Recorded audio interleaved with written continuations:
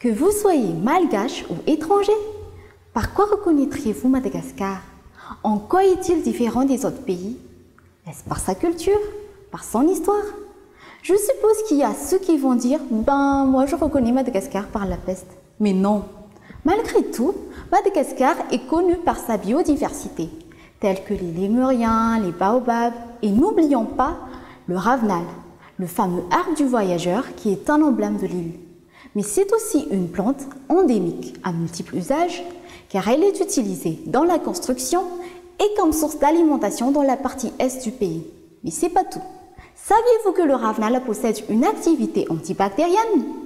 Il était utilisé traditionnellement contre les infections causées par des bactéries, des êtres microscopiques qui engendrent des troubles au sein de notre organisme.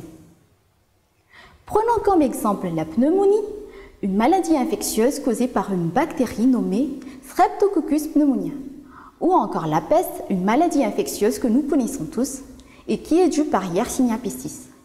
Alors justement, dans ma thèse, je travaille sur le ravenal, en particulier sur sa graine ariée de couleur bleue, non seulement pour vérifier puis valoriser son utilisation traditionnelle en tant qu'antibactérienne, mais aussi pour venir en aide à la population qui vit dans des zones enclavées et qui n'ont accès ni aux médicaments, ni aux centres de santé de base qu'à des dizaines de kilomètres, mais pourtant possèdent autour d'eux du ravenal.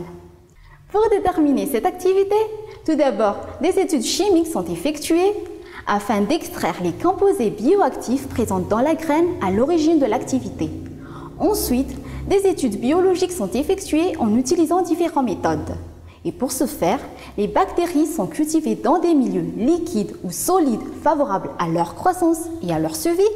Et à ce milieu est ajouté les composés bioactifs qui pourraient inhiber leur croissance ou voire même les tuer.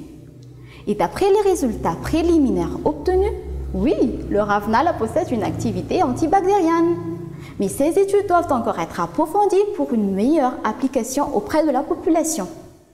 Alors, ensemble, vous et moi, valorisons ce que l'on a de mieux. Utilisons ce qui est à portée de nos mains, car on nous a donné le ravenal non seulement pour la décoration, mais aussi pour une cause plus utile. Osons rêver.